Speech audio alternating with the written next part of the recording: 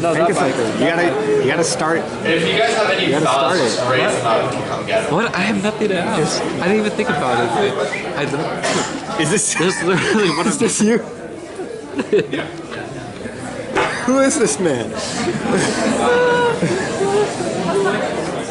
Hi, so my question is for Team B, and I noticed you guys kept mentioning that, like what Citizen United is freedom of speech and democracy.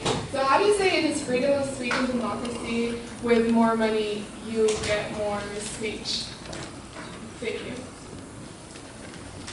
That's a good question. My partner Chelsea brought up the point that before Citizens United, some groups like Autism Speaks, what was the women's one?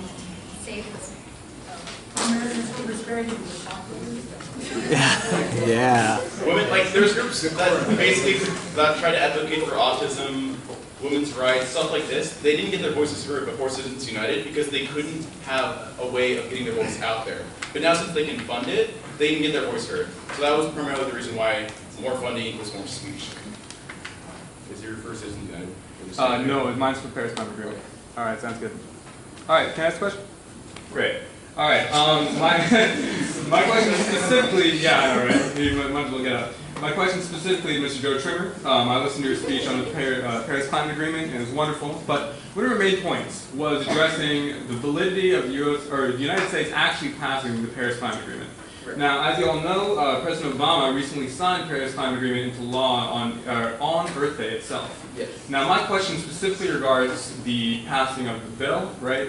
You said it wasn't possible. My question is, with precedents like the 1991 Air Quality Act, and with precedents like the Massachusetts versus the EPA court case in the late 80s, how can you say that the U.S. can't actually pass the Paris Climate Agreement? Right, so that's a great question, and there's a lot of controversy over this. But the fact of the matter is, the Constitution states that in order for, like we can sign the agreement, but it doesn't mean we're committed to it. So Congress is responsible for passing a budget, and so without the budget passed, the Paris Agreement can't just be an executive order.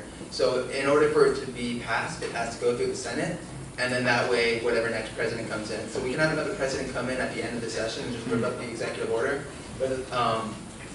but then there's nothing that's going to be done. All right, can you just follow up?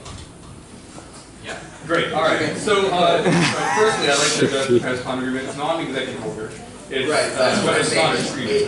He signed it, and right now it's only acts as an executive order because it hasn't gone to the Senate. It hasn't even been addressed to. Let me just pose both points, right? Right. Firstly, the funding comes from Section 115. Is everyone done? I just wondered. All right. The funding comes from Section 115 of the Clean Air Act, right? So the president has the authority to appropriate funds to the Paris Climate Agreement under Section 115. Secondly, the reason I mentioned the 1991 Air Quality Act was that it was an international agreement with Canada to be able to limit U.S. air pollution. So I ask again, how can you say that the U.S. can't actually implement this? You're going to have to read through any academic review of this, because the fact of the matter is he can't just sign and force the Congress to allocate the funds. The funds have to come from Congress. The president can't do that alone. All right. Well, I don't think you answered my question, but thank you. Well, I think I did answer the question because it's not. It's not the president. Hi. Give it up, AJ. All right. Thank you. Actually, Joe, I'm going to direct my question to you as well.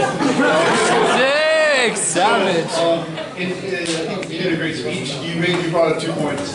One was that you agreed that there is a consensus that climate change is an issue, and you also made the point that it is in the United States at least, it's a bipartisan issue.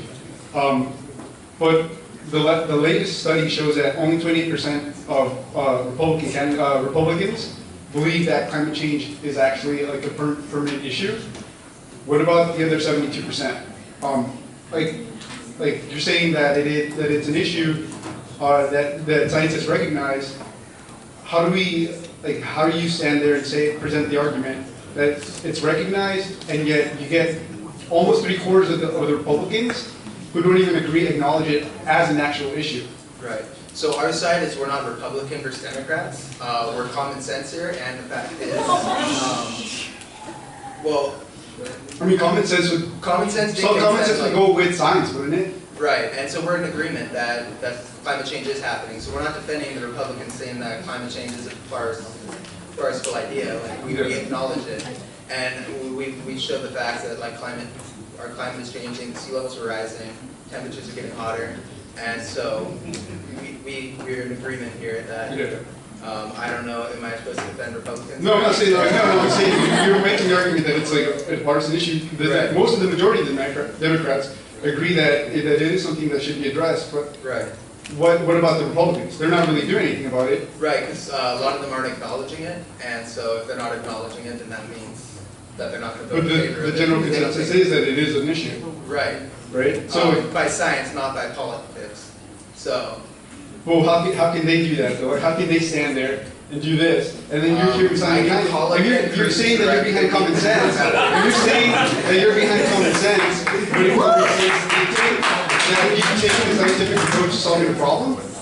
Yeah. What directly is your question? Okay. Ladies and gentlemen, that's it for tonight. Before you guys go, it seems as if Team A won. So let's go ahead and give Team A a round of applause.